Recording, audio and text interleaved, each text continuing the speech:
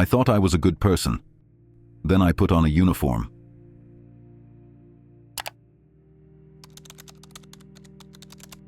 Quick question. What's the worst thing you have ever done to another person? Got something? Good. Now here's the uncomfortable truth. That wasn't even close to your limit. Right now, you're probably thinking, I'm nothing like those people who do terrible things. I have principles. I have boundaries. I would never. Stop right there. That's exactly what every person says right before they shock themselves with their own capacity for cruelty. A psychologist named Philip Zimbardo proved this in the most disturbing way possible. He took perfectly normal college students, people just like you, with the same moral certainty you have right now, and turned them into sadistic prison guards in less than 48 hours. Not actors, not psychopaths, not bad people. Just regular humans who thought they knew themselves. Plot twist. They had no idea who they really were. Here's what happened. Zimbardo created a fake prison and randomly assigned roles. Half became guards, half became prisoners. It was supposed to be a harmless 2-week study about prison psychology. The experiment lasted 6 days before it became too dangerous to continue. The guards, remember, these were randomly selected normal people, began sexually humiliating prisoners, forcing them to simulate sex acts, making them clean toilets with their bare hands, and designing psychological tortures that would make experienced interrogators uncomfortable. The prisoners? They didn't just play along. They broke down completely. Some had nervous breakdowns. Others became so passive, they seemed to forget they could leave anytime they wanted. But that's different, you're thinking. I would never participate in something like that.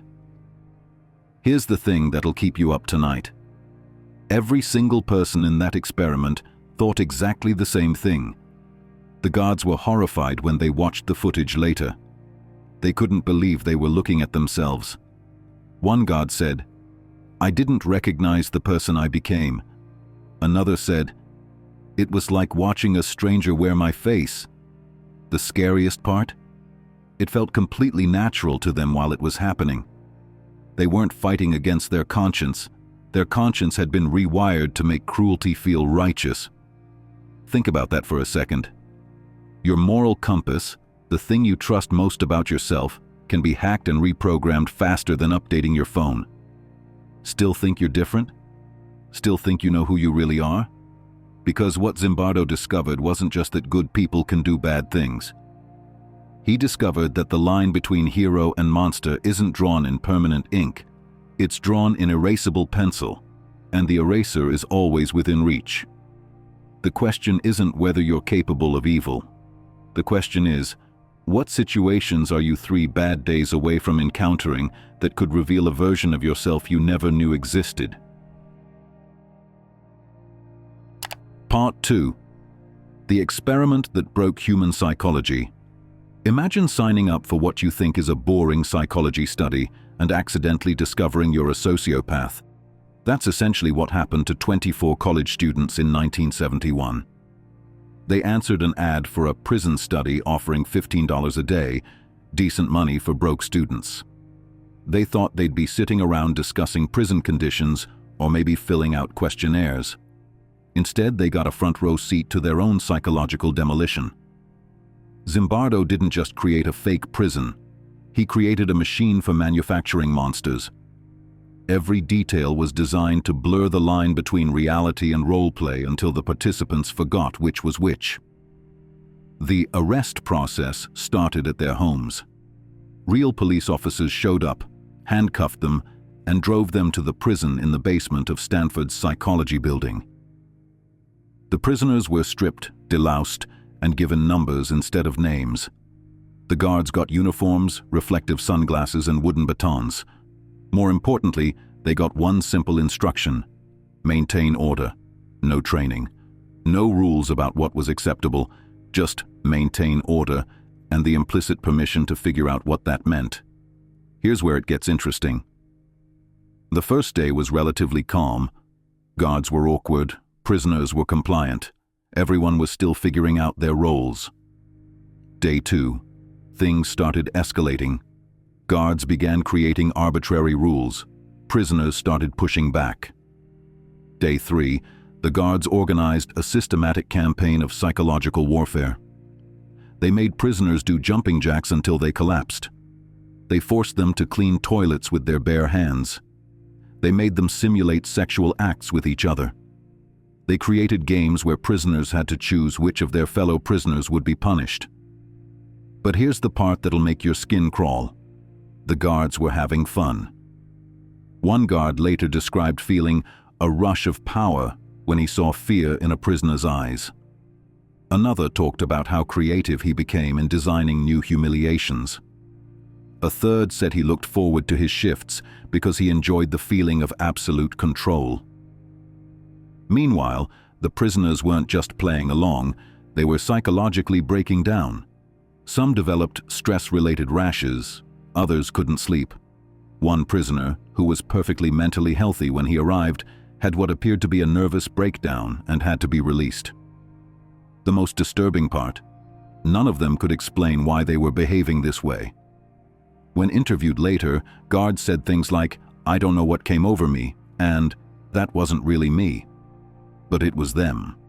That's the terrifying truth Zimbardo uncovered. There wasn't some evil spirit possessing these people. There wasn't a secret sociopath hiding inside waiting to emerge. There was just the situation. And the situation was enough. By day 6, the experiment had created such a toxic environment that Zimbardo, who had been playing the role of prison superintendent, couldn't see how disturbed everything had become until an outside observer pointed it out. Even the researcher studying evil had been corrupted by the system he created. The experiment was supposed to last 2 weeks. It ended early, not because the participants couldn't handle it, but because they were handling it too well. They had adapted so completely to their roles that they'd forgotten they were roles at all. Part 3. The Benality of Becoming a Monster. Here's the plot twist that'll ruin your day. The guards in Zimbardo's experiment weren't recruited from a maximum security prison or a military boot camp. They were recruited from the same place you probably went to college.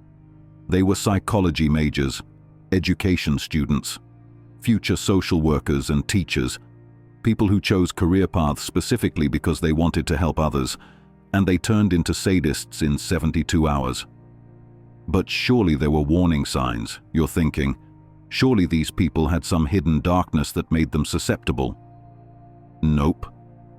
Zimbardo specifically screened out anyone with psychological issues, criminal history, or aggressive tendencies. He wanted the most psychologically healthy, morally normal people he could find. He got them. And then he watched them transform into people they didn't recognize. Here's how it happened, and why it's so terrifying. They didn't wake up on day 2 and decide to become cruel. The transformation was so gradual that each step felt completely reasonable. Day 1. I need to establish authority so the prisoners respect the rules. Day 2. They're testing boundaries, so I need to be firmer.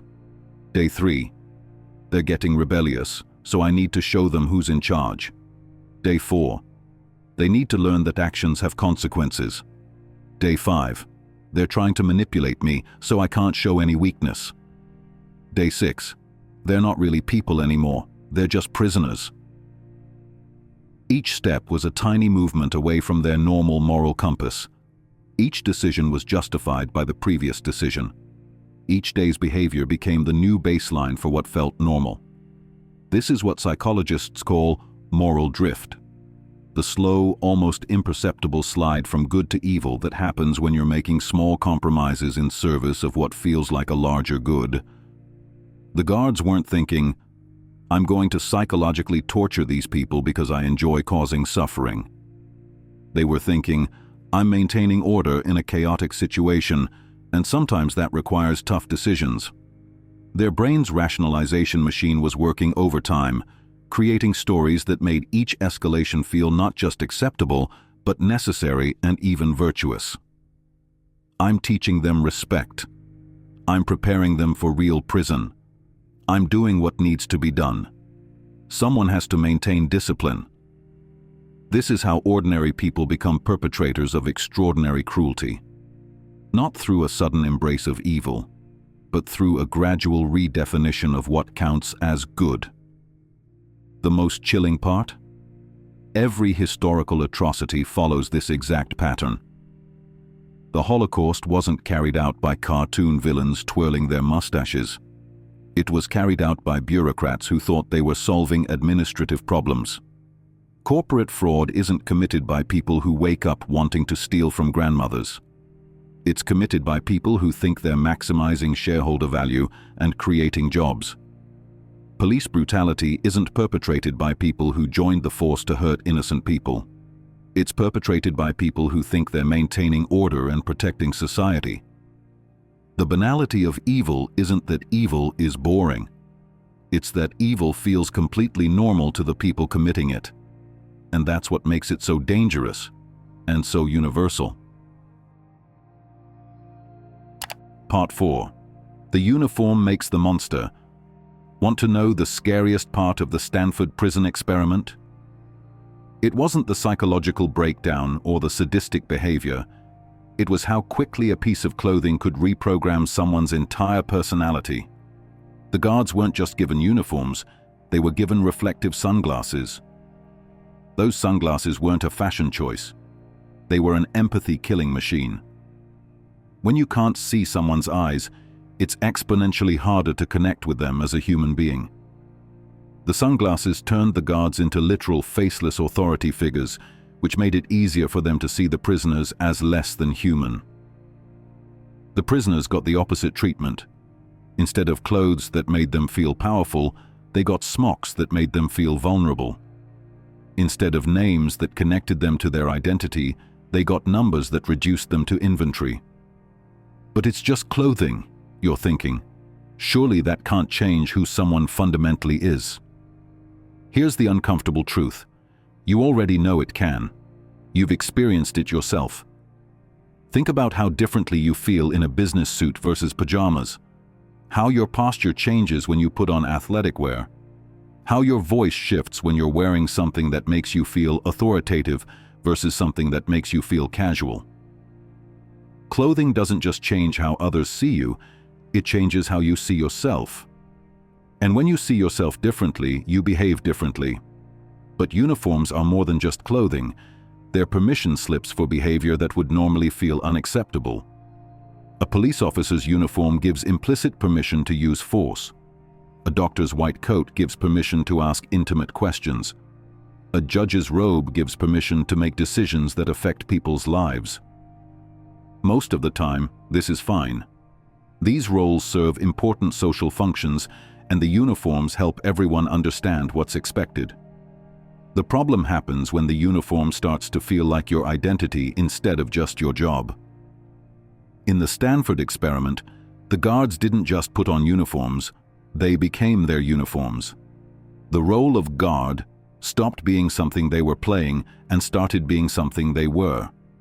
This transformation was so complete that when the experiment ended, some guards were genuinely disappointed.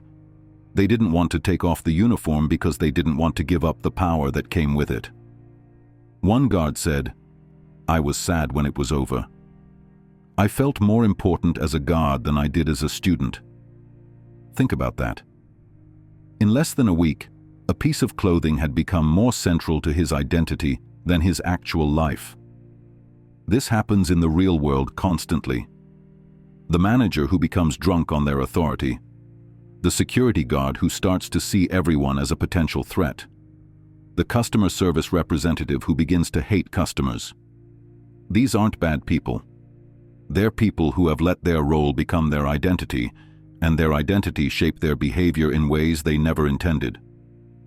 The uniform doesn't make you evil, but it can make evil feel like just doing your job. And once that line is crossed, it becomes very difficult to find your way back to who you used to be. Part 5. The group that eats your soul. Here's something that'll make you question every group you've ever belonged to. Humans have a psychological off switch that gets triggered the moment they join a crowd. It's called diffusion of responsibility, and it's the reason why good people do terrible things in groups that they would never do alone. In the Stanford Prison Experiment, this happened almost immediately.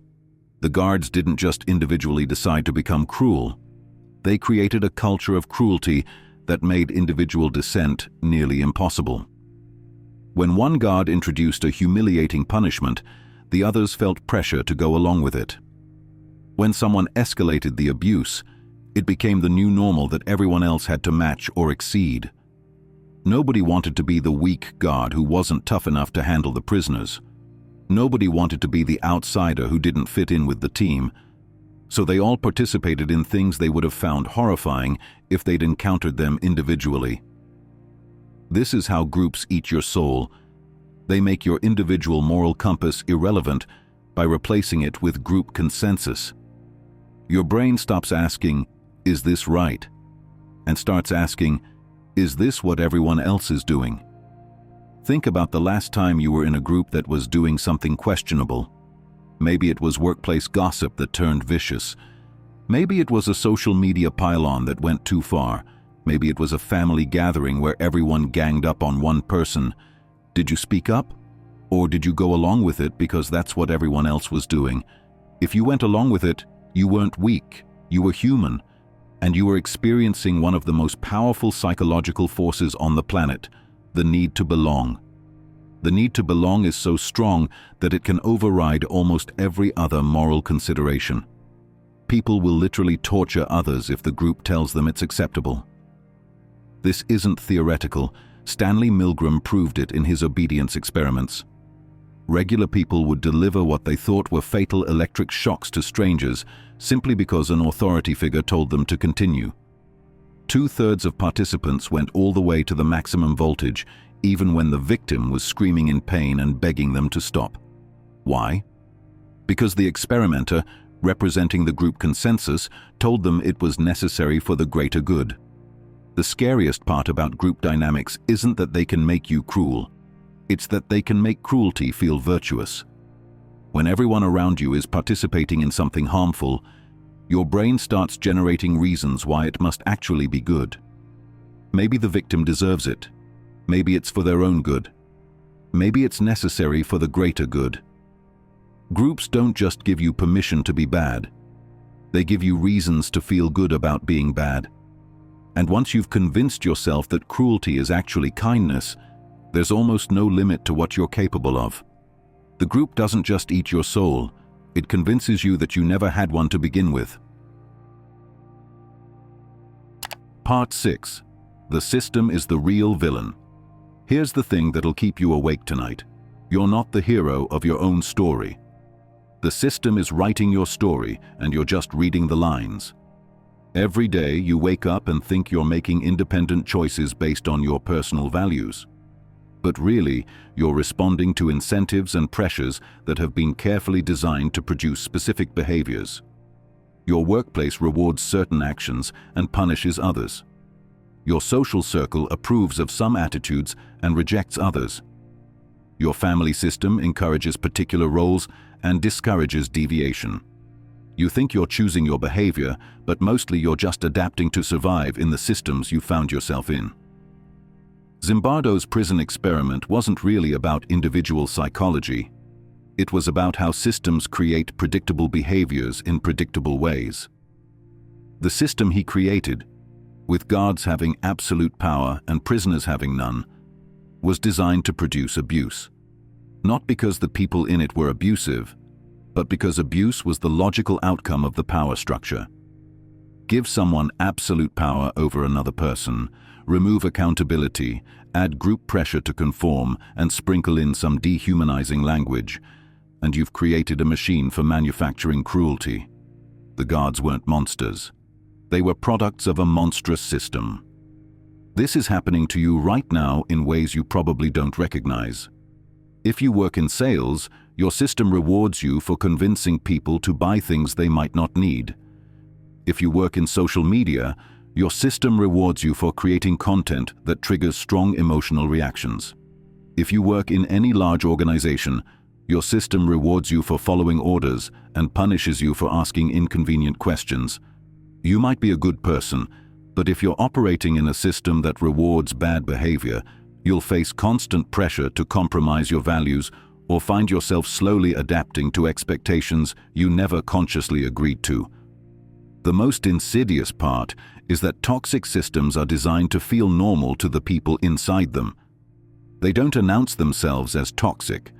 They present themselves as just how things work or what it takes to succeed. The corporate culture that normalizes 80-hour weeks doesn't say, "We want to destroy your personal life." It says, "We're all committed to excellence."